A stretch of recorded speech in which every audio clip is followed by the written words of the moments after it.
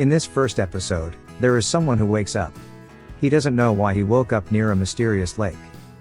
Shortly after, he recalls the incident that happened to him. At that time, he was casually riding his Vespa on a mountain road. However, the car in front of him, which was carrying a vending machine, was about to drop its cargo. He didn't want the vending machine to fall, so he accelerated to save it. Unbeknownst to him, the road ahead was a sharp turn, causing him to fall down along with the vending machine. After that unfortunate event, he thought his life had come to an end.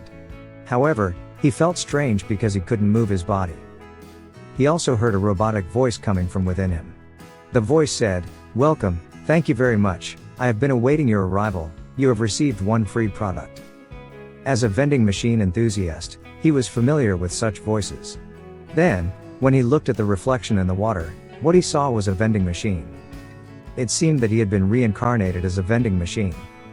As a fan, he was touched because he had become a vending machine. However, he still found it somewhat unbelievable. After experimenting, he finally figured out which sentences he could utter. He also tried to find out what else he could do. Then, several lines of text and numbers appeared in his mind. Cold mineral water for 130 yen, hot corn soup for 100 yen. It seemed that those were the products sold within him.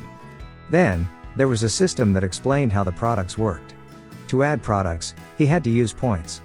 Points were earned by converting income money. These points could also be used to refill products, replace them, and add functions to the machine. He realized that there was a wide variety of products that could be added as a vending machine. He used 10 points to add iced milk tea. The price of that product was 100 yen. While exploring other functions, he realized one important thing. His body was not powered by electricity. Instead, his points would be used. Every hour, 1 point would be deducted, so in a day, he would lose 24 points. Therefore, he needed to earn at least 24 yen per day to survive. Currently, he still had 900 points, so he could survive for 1 month. Nevertheless, he was worried if there were people passing by the lake. As expected, no one passed by until the next day. However, he saw a figure of a frog emerging from the lake. It was human-sized and wearing a chest protector while holding a club. The frog was curious about the vending machine in front of it.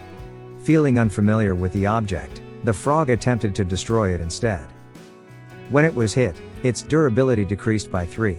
If the durability runs out, the vending machine would be damaged and non-functional. The only statuses it possessed were durability and toughness. Other than that, its statuses were valued at 0. It then realized that there were magic statuses as well, although their values were 0. This meant that there was knowledge of magic in this world. The system informed that durability could be restored using points. However, the situation became more dire when the frog called 3 other friends. One of them even brought an axe weapon. The vending machine started searching for any functions within itself that could potentially help. It discovered the skill blessing. The system explained that it was a special bestowal ability from the god and could be obtained without using points. It chose that skill. Afterward, it found the skill barrier, a translucent protective layer that surrounded the user. It could even be configured to allow specific individuals to pass through the barrier. The vending machine finally found the skill it was searching for. The attacking frogs were immediately repelled when the vending machine used its protective magic. However, the frogs still did not surrender and continued to attack. Only in the evening did they finally give up, and the vending machine could release its protective magic.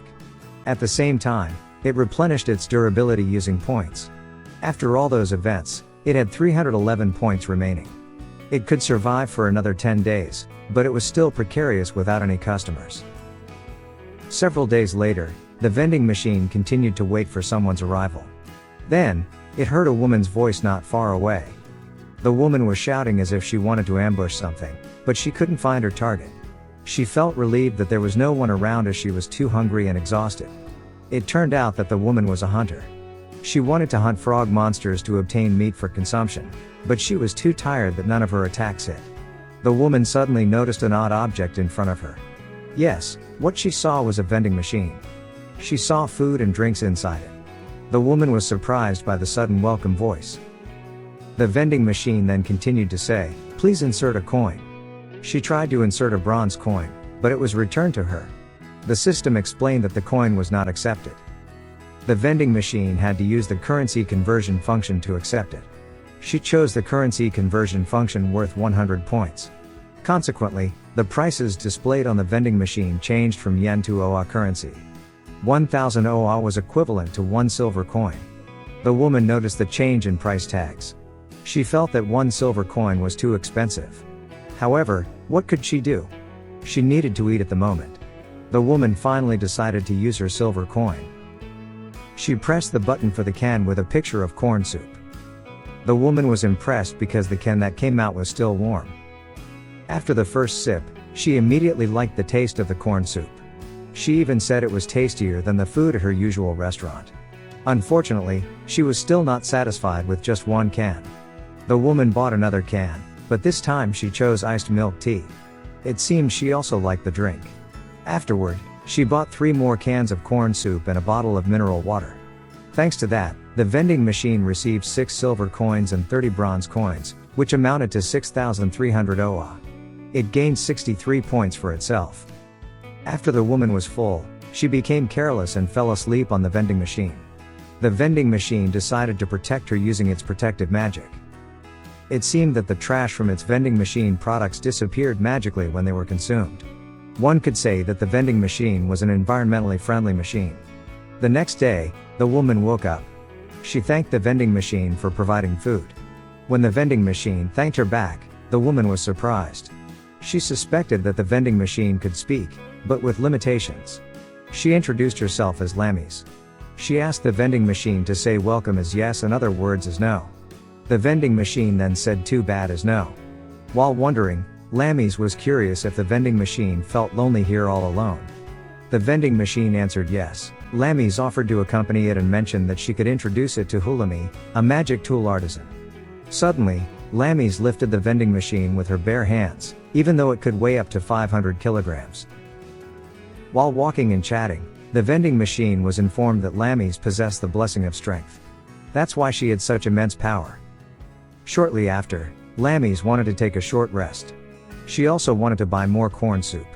The vending machine felt sorry because the corn soup didn't make her feel very full.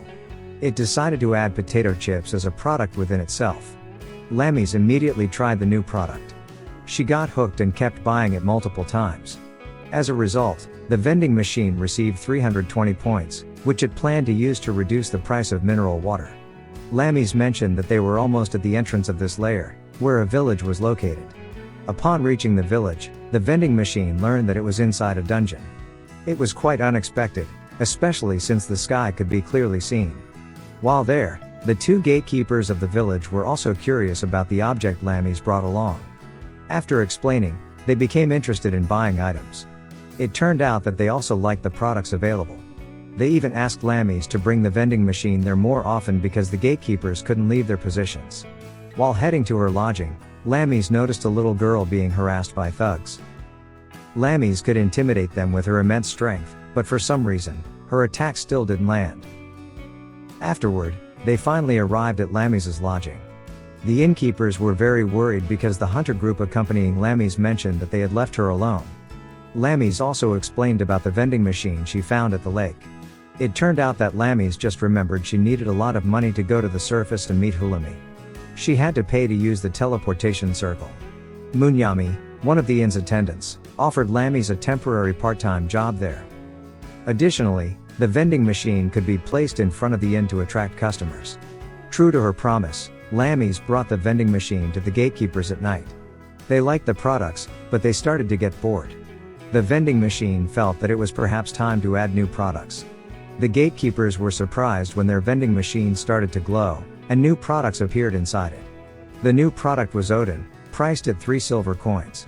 After trying it, they said that this product was their favorite so far. And as usual, they got addicted and kept buying it. In the final part of the episode, the girl whom Lammies had saved approached the vending machine. The girl wanted to greet it first, but she ended up running away because the vending machine greeted her first. For some reason, she threw a stone and made mocking gestures. As usual, Lammies would bring the vending machine to the gatekeeper's post. She even bought a wooden backpack to carry the vending machine on her back. And when Lammies picked it up, They exchanged stories about the events of the day, even though the vending machine's speech was very limited. That's why Lammies wanted to quickly earn a lot of money and bring the vending machine to Hulami. Unexpectedly, Lammies also gave a name to the vending machine, Boxxo. This is the end of episode 1. Moving on to episode 2, Boxxo encounters a bear in front of the inn. Lammies goes out to greet Boxxo and also greets the bear. It turns out the bear is the chairman of the Hunter Association. The bear speaks to them, stating that there will soon be a mission to attack the frog monster's stronghold, and he wants Lammies and Boxxo to join. Lammies is surprised because Boxxo cannot fight. However, the chairman bear explains that he only wants Boxxo to provide food and drinks during the journey and assures their safety. Boxxo himself doesn't want the frog monsters to cause trouble in this city, so he agrees to join the mission. It has been 3 days since their journey to the frog monster stronghold. According to the information from the chairman bear, the safety of the village is important, but the most crucial thing is for the village to maintain control over the teleportation circle. The teleportation circle is a magical device that allows someone to travel back and forth between dungeon layers and the surface. During the mating season, frog monsters can become very troublesome as they lay numerous eggs, resulting in the rapid growth of adult frogs. During the journey, someone mentioned that there were more frogs this year compared to previous years, as seen by the increased number of hunters participating. In the late afternoon, they set up tents to rest. A red-haired man approaches Lammies and Boxxo. He appears to be one of their guards. The man approaches out of curiosity about Boxxo. Lammies suggests that he try buying one of the products available. The man chooses to buy lemon tea. He is impressed because he has never seen packaging like that before. When he drinks it, he becomes even more impressed because it is warm. The man becomes curious about how to refill all these products. However, even Lammies herself doesn't know. All the products appear on their own without needing to be refilled. The man becomes more interested in Boxxo and calls one of his companions, Philmina. Philmina refers to the man as Captain Cariel. It turns out that the eccentric bearded man is the leader of the guard group. According to Cariel, Philmina knows enough about magical tools and ancient treasures, so he asks if Philmina knows something about Boxxo. After carefully examining Boxxo, Philmina doesn't sense any magical power within him. Cariel doubts it because Boxxo can produce items without anyone refilling them. It means that all the items inside him are transferred or stored in another space. According to Philmina, that is usually the case, but there are also blessings that don't require magical power. However, Philmina responds that Boxxo cannot use blessings. Unfortunately, she is mistaken. Boxxo can use blessings. The sun was almost setting, and it was time for them to rest after setting up the tents and other preparations. To welcome this mission, Boxxo had added a new product. The mornings and evenings were very cold, so Boxxo decided to include instant noodles in their supplies. The hunters lined up eagerly to buy the instant noodles. Boxxo noticed a little girl with white hair who had a big appetite. It seemed that she was one of their guards, along with Lammies. The girl's name was Shui. In the evening, Director Bear approached Lammies and Shui, who were chatting. He wanted to discuss the journey for the next day. It would take approximately 3 hours for them to reach the frog monster's nest. Since Lammies and Boxxo's purpose was only to provide food, Director Bear asked if they wanted to join the battlefield or not. Lammies herself was a hunter, so she didn't mind fighting. However, she was concerned about Boxxo. To her surprise, Boxxo also wanted to join the battlefield. After all, Boxxo wanted to protect Lammies. She was his first customer and friend in this world. The next day, they continued their journey. They arrived at a misty and muddy part of the forest. Director Bear then heard the sound of a frog monster horde ahead and ordered the hunters to attack. They were excited because they would receive extra payment for each defeated frog. Lammies also seemed enthusiastic. However, Boxxo was somewhat worried because Lammies wasn't familiar with her opponents. When a frog monster approached her, somehow Lammies managed to hit it accurately. It seemed that she became more balanced when carrying Boxxo. Although indirectly, Boxxo was glad to be able to assist her. After defeating so many frog monsters, there were still some that kept emerging. It was unusual for them to appear in such numbers. Cariel had a hunch that something was amiss. He ordered the other hunters to gather in the middle and not act alone. That way, they could continue to attack while defending themselves. Suddenly, a frog monster ambushed Shui from behind, and Lammies tried to protect her but seemed unable to. It was at that moment that Boxxo used his protective magic and sent the frog monster flying. Shui thought that Lammies had cast the protection spell. However, Lammies didn't feel like she was using magic, which meant Boxxo was the one responsible. Boxxo felt that he needed to expand his field of vision to be more helpful. He didn't mind using 1000 points for that function. Then, Lammies asked Boxxo to let her know if there was an enemy approaching from behind. Boxxo would say, "You might get a reward as a signal." In the midst of the battle, Cariol was impressed by Lammie's strength and agility in evading attacks. He even felt embarrassed and didn't listen to Boxxo's warning about an enemy from behind. Reluctantly, Boxxo had to use his protective magic once again. Cariol was even more surprised to see Lammies producing the protective shield. However, she denied it and stated that it was Boxxo's power. Boxxo sensed ill intentions in Cariol's mind, considering him a potential threat. After some time, the frog monsters in that area were finally defeated. To receive payment, they had to cut off the tongues of the frog monsters. Cariol only instructed his members to do it and didn't do anything himself. Of course, his members protested. They said that Cariol became their captain because he could order them to do disgusting things like that. For now, Cariol felt that their payment was sufficient after defeating so many, but if they wanted more, they had to go to the front lines. Philomena reminded Cariol that their task was to protect Lammies and Boxxo. Philomena would agree if Lammies and Boxxo agreed as well. Upon hearing this, Cariol tried to persuade Lammies to go to the front lines. Lammies was willing to help if the troops on the front lines encountered any problems. After they fought on the front lines, some hunters were injured. Lammies carried them one by one to be taken to the cart, and Boxxo helped by providing them with free isotonic drinks. Director Bear thanked them because the Foolish People's Troop had also helped on the front lines. The Foolish People's Troop referred to Cariol's group, although no one knew why it had that name. Director Bear didn't expect the number of frog monsters to be greater than anticipated. Director Bear and Cariol came to the conclusion that the evil Frog King might have risen. If that were the case, the assistance of the Foolish People's Troop would be very useful. Director Bear also asked Lammies and Boxxo to stay there and provide food for the injured hunters. At night, Boxxo was alone because Lammies was still busy assisting the injured hunters. Then, someone tried to steal coins from inside Boxxo. Boxxo made a sound, startling the thief. Boxxo then dispensed bottled water for free. When the thief tried to take it, Boxxo immediately dispensed hot corn soup, causing the thief's hand to burn. Fortunately, Lammies had returned by then. She threatened the thief not to mess with Boxxo. Some time later, the guards saw a flock of scared crows flying. And indeed, the evil Frog King was approaching them. Lammies took Boxxo and hurriedly left the scene. The forest pigs that were pulling the cart refused to move out of fear.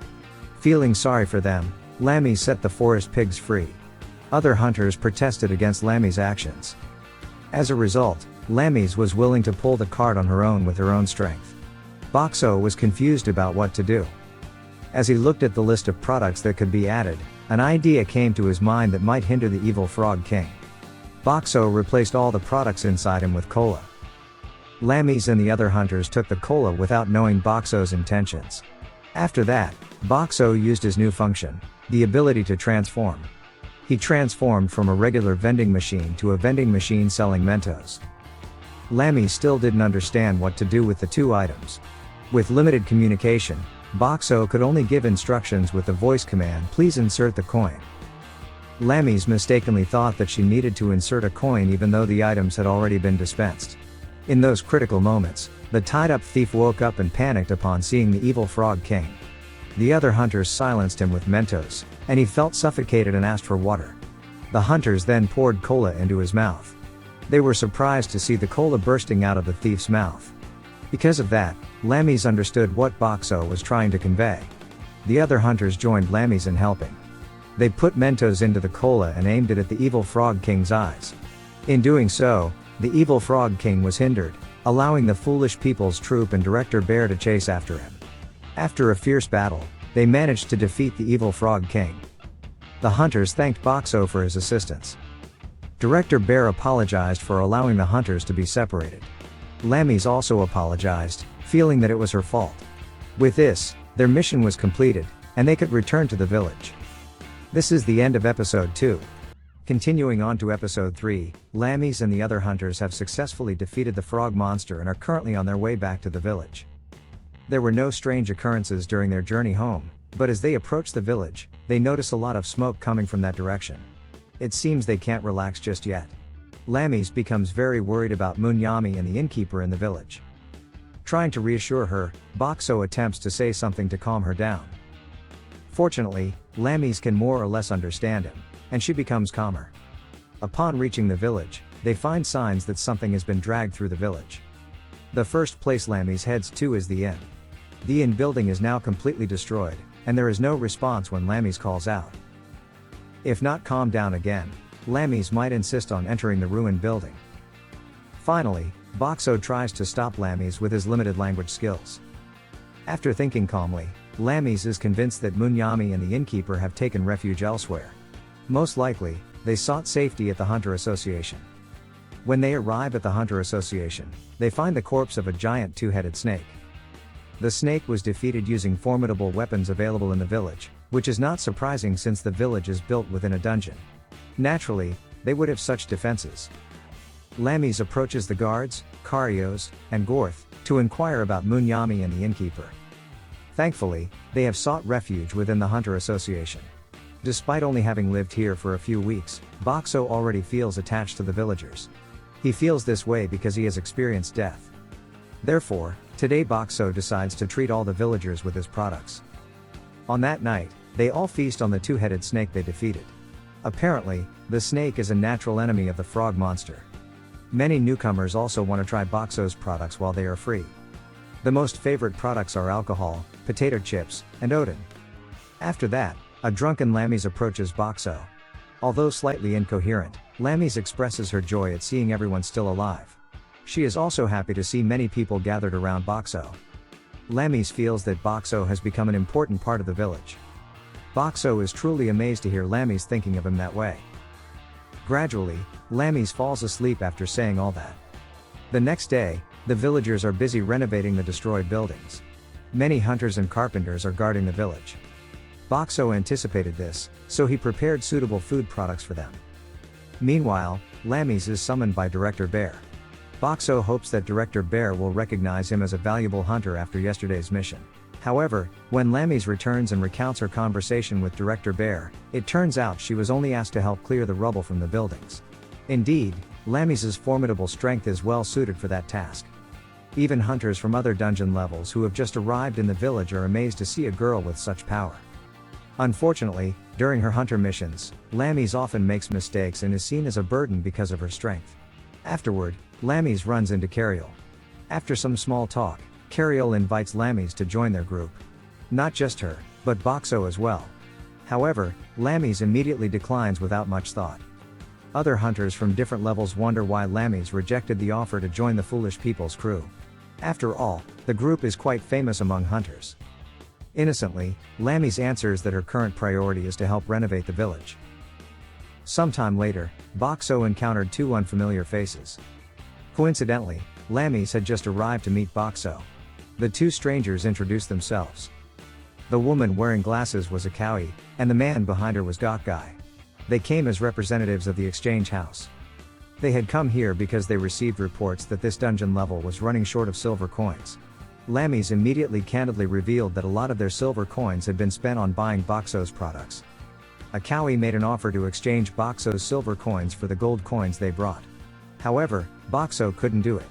Not because he refused, but because he didn't have the functionality for such an exchange. However, Lammies had an idea, which was to buy Boxxo's products with gold coins to get back silver coins as change. Lammies' idea worked, and Akawi got the silver coins she needed. From behind them, a hunter who wanted to steal from Boxxo saw Akawi and Gokgai carrying a lot of coins. He seemed to be planning something malicious. After that, Akawi and Gokgai bid farewell, stating they would return in a few days. To attract more buyers, Boxxo added a new feature, which was a digital lottery function. With each purchase, there would be a random number drawing. If all 3 digits of the number matched, the buyer would receive one product for free. Since adding this feature, Boxxo's sales increased by 30%. One villager who became addicted to the lottery was an old man. His wife had to fetch him to stop his gambling habit. Not long after, Director Bear came to invite Lammies and Boxxo to discuss something at the Hunter Association. First, Director Bear wanted to thank them for all their help during the previous mission. Then, he wanted to discuss something with Boxxo that Lammies shouldn't hear. Looking slightly confused, Lammies waited for them to finish talking on the lower floor. According to Director Bear, there is a high possibility of migration to this village. However, population growth always brings problems. Director Bear's current concern was about hygiene issues. As a bear species, he stated that they only mate during mating season. However, it is different for humans, who do it almost any time. As a result, diseases often spread and hinder development efforts. After hearing Director Bear's concerns, Boxxo understood why Lammies was asked to leave the room. Then, Director Bear called his assistant, Shirley, who would be responsible for handling this issue. The initial idea was to tighten regulations regarding hygiene, but he realized that it would create other problems. Boxxo already knew the solution to this problem. He changed his form and provided condom products to them. At first, they didn't understand what the object was for, but fortunately, there was a picture inside the package explaining its use. Shirley became convinced that it could prevent diseases. She decided to buy a large quantity and distribute them to the people in entertainment places. One afternoon, Sworry, the girl whom Lammies had saved before, approached Boxxo again. Sworry had always been mischievous, but Boxxo let it slide.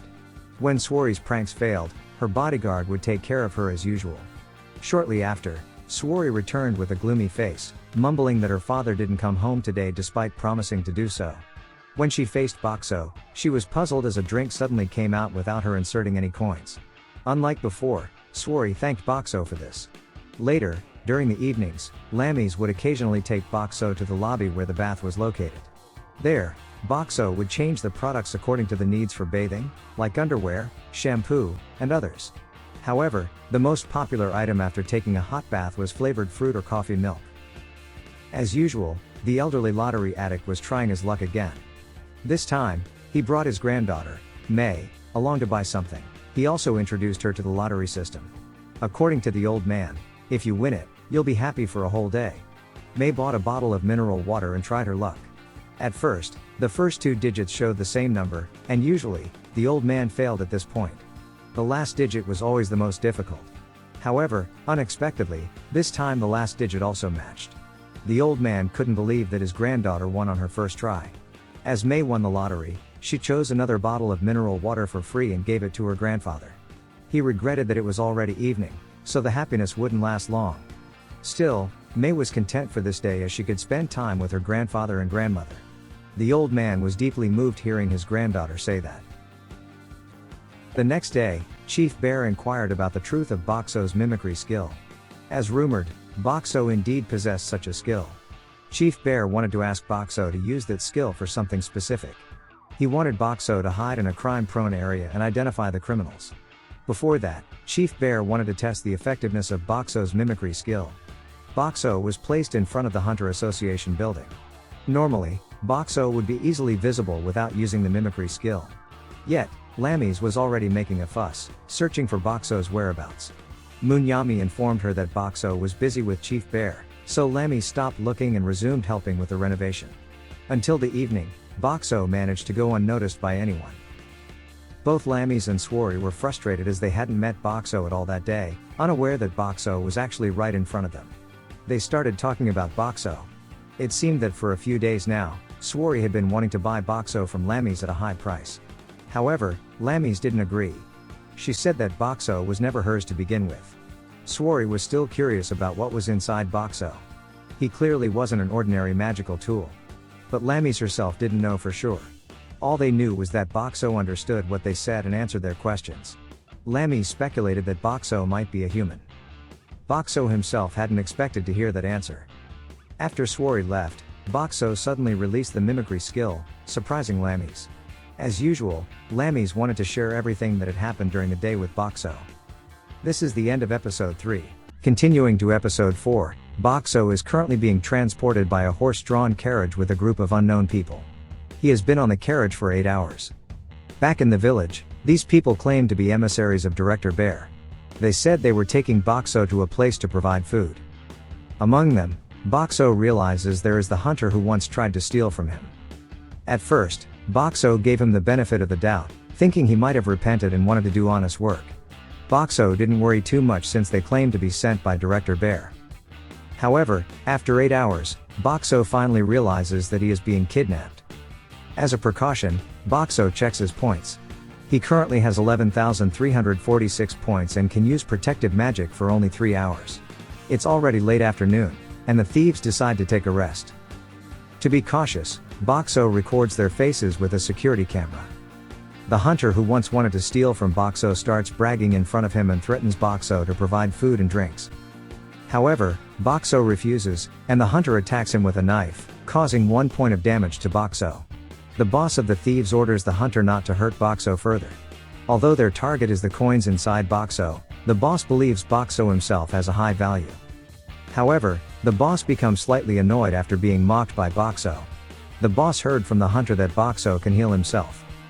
The hunter witnessed it during a previous mission. So, the boss orders the others to punish Boxxo, but not too severely. Boxxo's damage is not too severe, but he can't remain passive either. Fortunately, the system notifies Boxxo that he can use 1,000 points to increase his defense by 10. Boxxo agrees to do it.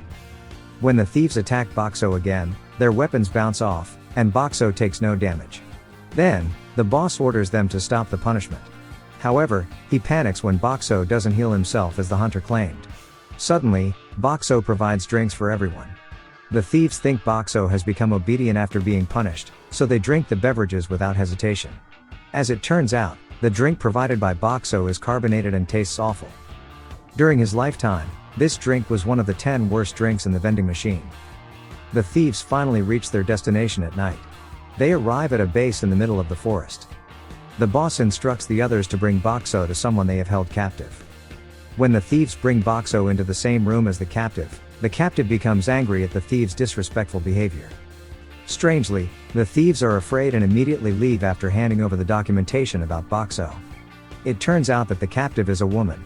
After reading the documentation, she asks if Boxxo truly has self-awareness. Boxxo is unsure whether to answer honestly or not. The captive apologizes for not introducing herself earlier. Her name is Hulumi, a renowned magical device mechanic. Boxxo feels like he has heard the name before. It seems the thieves are holding Hulumi hostage to study Boxxo. Upon recollection, Hulumi is the person Lammy's wanted to meet. Learning this, Boxxo decides to say welcome. According to the documentation, the word means yes. Hulumi is amazed because this is the first time she has encountered a magical device that understands human language. Hulumi reveals that she once experimented with giving artificial intelligence to magical devices. From the experiment, she concluded that it is impossible to achieve with current technology. Excitedly, Hulumi becomes thirsty. Boxxo takes this opportunity to demonstrate his ability. To Hulumi's surprise, the drink that comes out of Boxxo tastes delicious and warm. After that, Hulumi started asking various questions to Boxxo. Based on his answers, Hulumi learned that Boxxo is a magical device with a human soul inside. Currently, Boxxo doesn't have an owner. He still retains memories from when he was human. One question that Boxxo couldn't answer is why he needs coins. Some are indeed used to replenish products, but he also adds other functions. Boxxo feels it's better to demonstrate it directly. He transforms into a different form that sells different products. Hulumi is even more amazed now. She becomes curious if there are other things Boxxo can do. Then, Boxxo uses his protective magic and shows that he can control who can enter and who cannot. Not only does Boxxo have many functions, but he can also use blessings. Boxxo is far more extraordinary than any ordinary magical device Hulumi has encountered. Surprisingly, it is Boxxo who is impressed by Hulumi's skills. She can understand many things about Boxxo on her own. It's already midnight, and Hulumi is now sound asleep. However, Boxxo is still worried if the people in the village are aware that he has disappeared. Suddenly, the thieves come into the room to punish the sleeping Hulumi. Boxxo has no other choice but to stop them. He transforms himself into a vending machine selling adult magazines. The thieves are immediately captivated by it, especially since Boxxo offers them the magazines for free. One by one, they leave the room with various excuses to go to their own chambers. As the dawn rises, the thieves bring food for Hulumi. However, the food they provide is inedible bread. Hulumi hasn't eaten anything yet, fearing they might have tampered with her food. This is where Boxxo shines once again. He changes his products into red bean buns. Unlike the bread given by the thieves, the red bean buns are much tastier and softer. Not stopping there, Boxxo also provides instant noodles, oden, burgers, and various other dishes. Finally, Hulumi can feel satisfied after so long. After that, the boss of the thieves comes to the room and asks about Hulumi's progress in studying Boxxo. He gives Hulumi another 2 days to study Boxxo and extract all his money. So, Hulumi has no choice but to continue her research. Boxxo notices that Hulumi's hair is messy due to her constant focus on her work. Unfortunately, there is no shower here. Therefore, Boxxo comes up with an idea and provides warm water and a bottle of shampoo. With a limited basin and towel, at least now Hulumi can clean herself up. Currently, their time limit is only until tomorrow morning.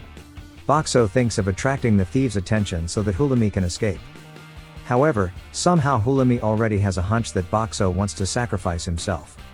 Hulumi strongly disagrees with the plan, especially since there are many monsters on this level.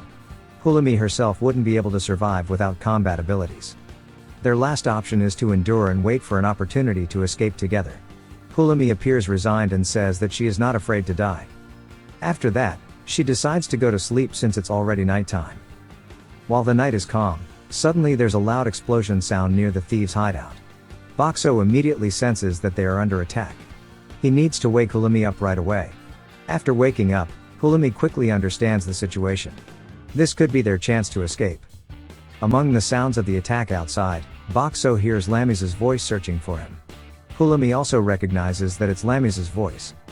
Hulumi asks if Boxxo knows Lami's, and Boxxo confirms it. Hulumi becomes relieved knowing that the attackers are Boxxo's comrades.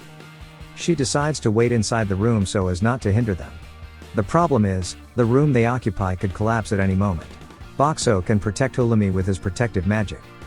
However, the room above them is the thieves' storage for stolen gold, as well as explosive materials. As expected, one of the explosives detonates, causing the room to collapse faster. Boxxo manages to protect Hulumi, but now they are surrounded by rocks and debris. Hulumi suddenly asks if Boxxo needs money to continue using his protective magic. When Boxxo answers yes, Hulumi shows a bag of gold hidden among the rocks above. Boxxo adjusts his protection so that the bag of gold can fit inside. After that, Boxxo raises the prices of his products, and Hulumi buys everything with the gold. With that, Boxxo is confident he can use his magic for 3 days. However, what Boxxo didn't realize is that this room doesn't have many openings for air to enter. After just a few minutes, Hulumi starts to have a headache due to lack of oxygen. It's only then that Boxxo realizes he has a function to become an oxygen-providing vending machine. Oxygen vending machines appeared in Japan around 1965 when air pollution became a serious problem. Then, Boxxo hears Lami's voice again, becoming more persistent and searching for him. Boxxo keeps making noises to make Lami's notice him. After Lami's finds Boxxo, the other hunters help to get them out. Lami's keeps crying and apologizing for not keeping an eye on Boxxo. Apparently, Cariel is the one who took the mission to attack the bandit hideout. Even though there was no reward for the mission, Cariel still took it. Philomena is certain that Cariel wants Boxxo to owe him. Cariel says that their group has a specific goal to achieve, and he will use any means to accomplish it.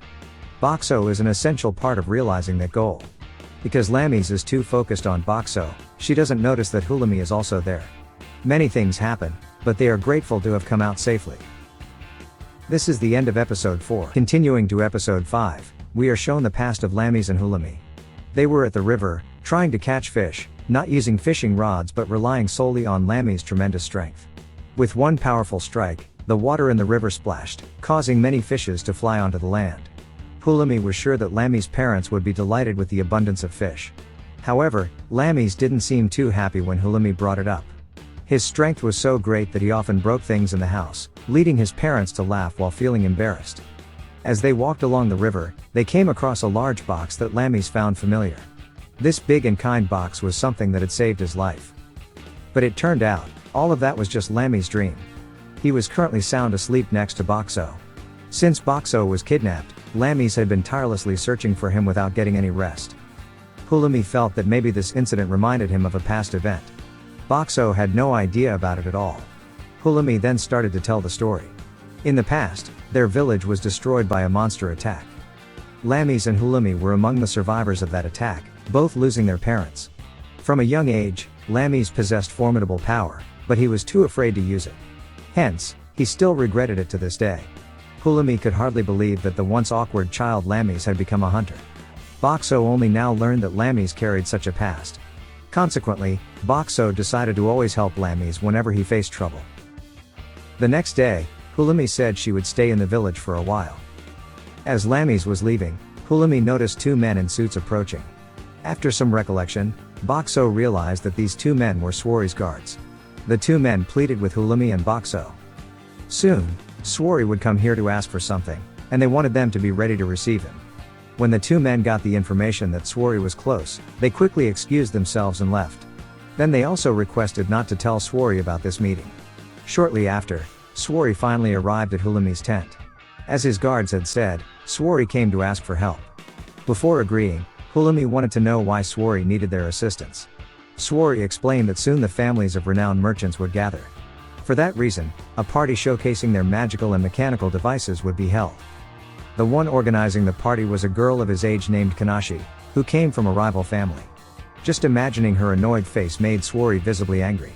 After hearing his explanation, Hulumi became interested in helping him. Boxxo didn't seem to mind either. Several days later, the party was finally held. Boxxo tried to find the girl who Swari despised the most. He spotted a small girl with long white hair conversing with some adult men. And indeed, Swari approached the girl to greet her. In their conversation, they seemed to be taunting each other. Their remarks were rather harsh for a child's standards. Kanashi examined the magical and mechanical devices prepared by Swari. Swari was confident that Kanashi's magical devices couldn't compare to his own. However, Kanashi appeared unfazed. Sometime later, an MC announced that the magical device performance was about to begin. The first mechanic to perform brought a magical device that could transform into a long-range weapon. However, the object he presented looked like an ordinary wooden stick. Then, the mechanic attached a spear blade to the stick. He could detach it and replace it with another weapon. The mechanic seemed proud of his creation, but the audience was far from impressed.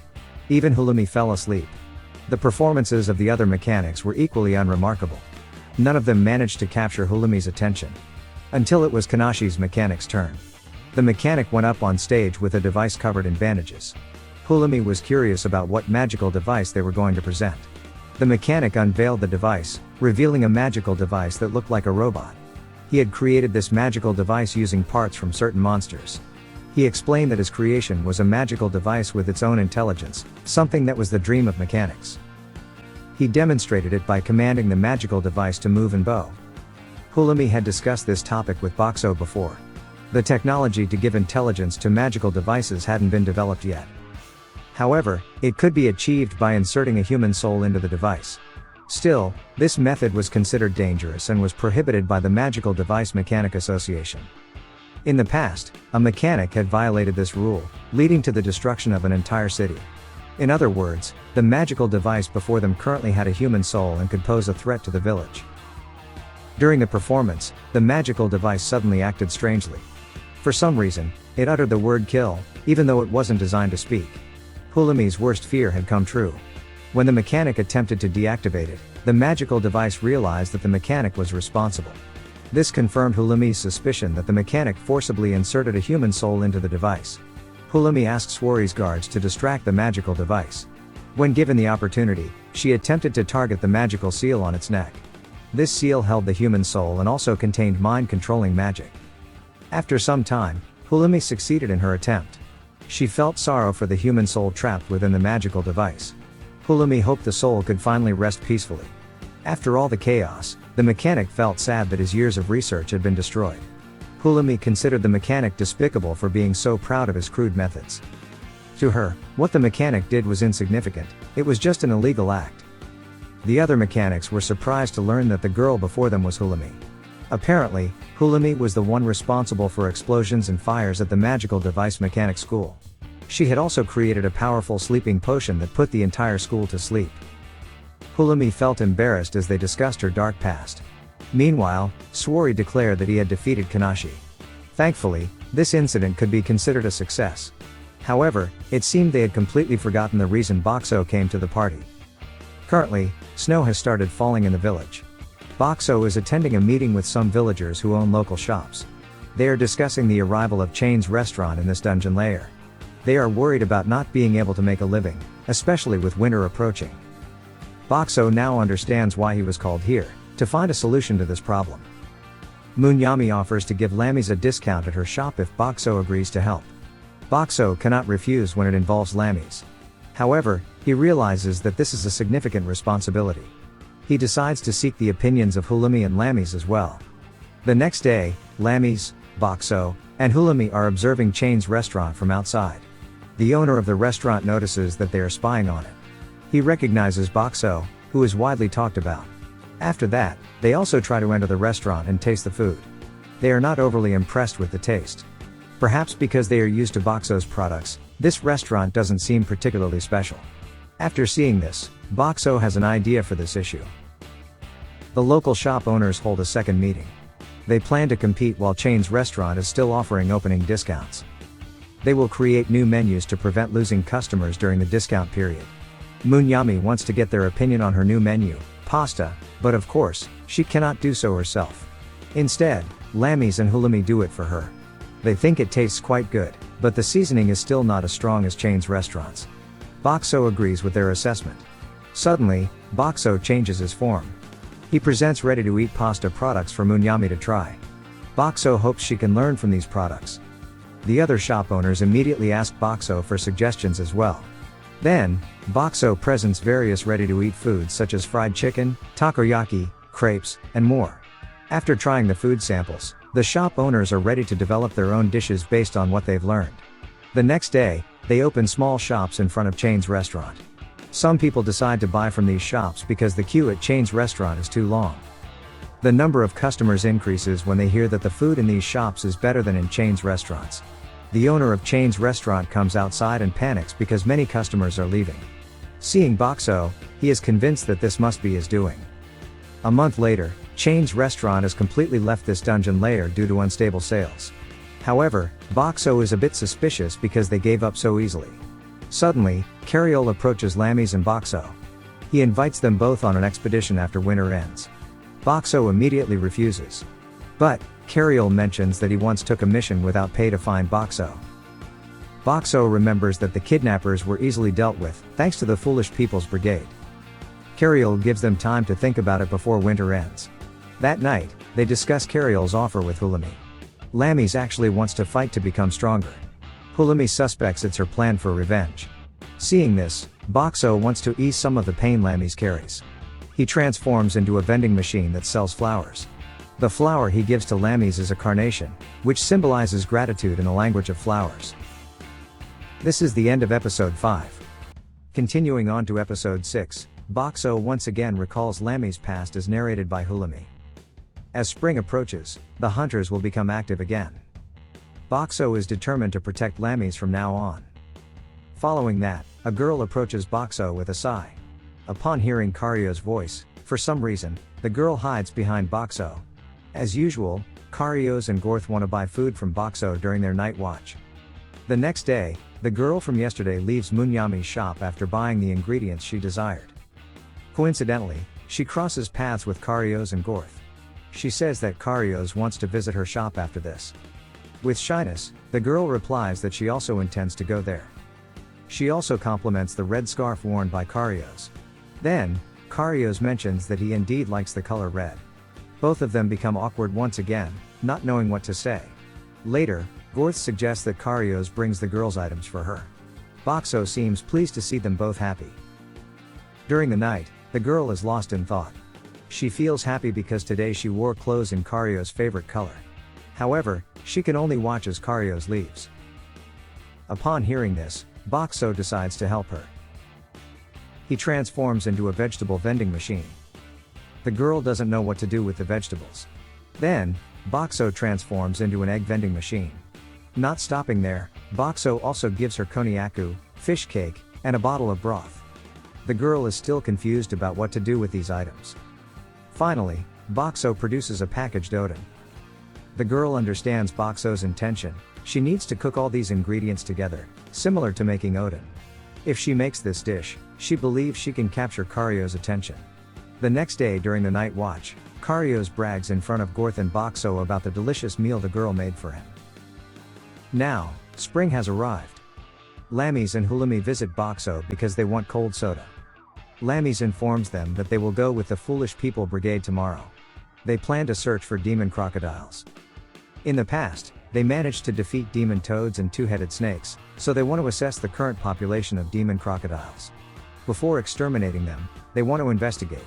After all, there was the appearance of a demon toad king and giant two-headed snakes before. It seems that there's an unusual phenomenon occurring at this dungeon level. The next day, the Foolish People Brigade is ready to leave while waiting for Lammies and Boxxo. They bring a cart pulled by a forest pig as their vehicle. However, Lammies wants to walk as a form of training. Suddenly, Hulumi gets on the cart, taking Lammie's position. She mentions that she's quite skilled in ecological observations, so it's okay for her to join. And it turns out that Director Bear also requested her presence. They begin their journey. Shiro and AKA are at the front driving. Philmina, Shui, and Hulumi are inside the cart. Meanwhile, Cariol is lying on top of the cart. In the middle of the journey, Cariol senses something that will attack. Shui quickly shoots an arrow. They're facing demon toads now. While lying down, Cariol casually throws a knife that immediately lodges in the demon toad's head. Lammies wants to help too but isn't sure how to attack. Boxxo then takes out a glass soda bottle. After understanding Boxxo's intent, Lammies throws the bottle, but unfortunately, her throw misses the target by far. After that, they decided to take a break. The Foolish People Brigade was grateful to get delicious food during the expedition. Thanks to Boxxo, they didn't need to worry about running out of food. They also didn't have to capture monsters to eat. After the meal, Hulumi wanted to go do something. Boxxo had a hunch that Hulumi needed to use the restroom. Therefore, he transformed himself so that there was a portable toilet facility next to him. The setup included a small tent, a perforated folding chair, and a plastic bag inserted into the chair's hole. This way, no one could see when someone was using the restroom. The plastic bag could also be closed to prevent any unpleasant odors. Suddenly, Cariol came boasting about how he had invited Boxxo. However, all of this comfort was due to Boxxo's actions. Cariol didn't do anything. After enough rest, they resumed their journey. Cariol mentioned that they needed to be cautious as they had entered demon crocodile territory. Philmina asked Cariol to come down to discuss the next steps. They stopped for a while, and AKA and Shiro were asked to observe the surrounding area. As the day was turning into evening, AKA and Shiro finally returned. They reported that about 2 hours to the northeast, there was a small swamp with approximately 30 demon crocodiles. Cariol asked Hulumi about the average number of demon crocodiles in a group. Hulumi answered that it's usually at least 10 and at most 50. So, 30 individuals were considered a moderate number. Then, Hulumi inquired about the average height of the demon crocodiles that AKA and Shiro saw. They answered that they were about the height of an adult person. That height is smaller than usual. It seems like they're lacking food. However, demon crocodiles are the fiercest monsters among demon toads and two-headed snakes. But it appears they're scared because the demon toad king and giant two-headed snakes appeared. Cariol chose to disregard the demon crocodiles that AKA and Shiro saw, especially since it was just a small group. However, Philmina reminded them that demon crocodiles are carnivorous monsters. If they're hungry, they might attack humans. After being convinced by Philmina, Cariol finally decided to defeat the demon crocodiles that AKA and Shiro saw. Cariol mentioned that their group usually attacks during the night. Upon hearing this, Hulumi immediately advised against it. Demon crocodiles are creatures active at night. Well, what else could they do? They would rest for today and attack when morning comes. The night has fallen, and the Foolish People Brigade is already asleep. Only Lammies, Hulumi, and Boxxo remain awake. Hulumi emphasizes that she won't be able to do anything once the battle begins. She also reminds Lammies not to push herself too hard. Even so, Boxxo will definitely protect her if anything happens. Hulumi hopes to help as well. Suddenly, Boxxo transforms into an ice vending machine. Hulumi senses that Boxxo wants them to use it to hunt the demon crocodiles. Hulumi confirms if Boxxo can produce a large amount of ice. When Boxxo confirms it, Hulumi believes this will be a good plan. The next morning, Boxxo immediately pours the ice into the river. After observation, AKA and Shiro report that the crocodiles have come onto the land due to the cold. Cariol asks if Philomena can use her mist magic to obscure the demon crocodile's vision. Unfortunately, it's too difficult to cover the entire river with mist. Suddenly, Boxxo transforms himself again. Instead of regular ice, he uses dry ice this time. As Boxxo pours it into the river, the dry ice will create a thick fog as well. If combined with Philomena's magic, they can cover the entire river area.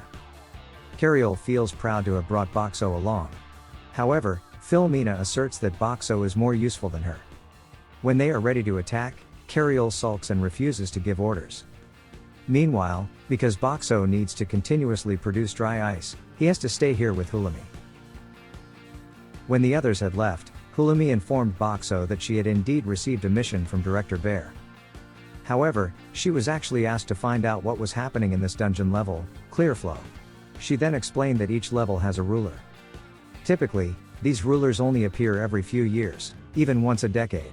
It seems that Director Bear believes that all these events are influenced by the ruler. Hulumi then remembered that there was a rumor that defeating the ruler would grant an extraordinary treasure. Just as they were discussing this, they suddenly heard a loud crash not far from there. The Foolish People Brigade seemed to be fleeing from something. Meanwhile, Lammies was unconscious inside the cart. And true enough, what was chasing them was the ruler, the eight-legged crocodile. As the ruler moved, it even caused cracks between the dungeon levels. Cariol instructed Hulumi to get into the cart. However, Hulumi didn't want to leave Boxxo alone. Then, Boxxo used his protective magic to push Hulumi. Cariol managed to catch her and get her into the cart, but Boxxo was left behind. Cariol promised to come back. Boxxo transformed into a massive vending machine, increasing his durability to 200 and raising his defense to 50. Nevertheless, he still took 1000 damage when attacked by the ruler. Boxxo would take damage if he received an attack stronger than his protection. He then transformed to throw packaged chicken products. The ruler was enticed to eat the fried chicken. Boxxo released so much chicken around him that the ruler ended up eating Boxxo too. Now, Boxxo is inside the ruler's stomach. He's surrounded by stomach acid, causing him to take minor damage continuously. Fortunately, Boxxo had a plan. He released detergent directly into the stomach acid. It seemed to have an impact, but only caused the ruler some stomachache. Boxxo then came up with another idea. He transformed into an automatic gas vending machine. After releasing the gas, he transformed into a vending machine with a food warming mode. He imagined having towels and newspapers inside him. If these two items were heated for long enough, they would create fire. Boxxo took out burning towels and newspapers directly into the gas, causing a tremendous explosion. The explosion was so massive that now only the ruler's skeleton remained. Then, out of nowhere, a coin with a crocodile image fell in front of him. Perhaps, that was the treasure Hulumi had mentioned. Suddenly, the ground from the explosion started shaking violently. Boxxo fell down to the level below. In that moment, he was reminded of Lammies crying. This is the end of episode 6. Thank you so much for watching. Don't forget to subscribe so you won't miss part 7 of this series recap.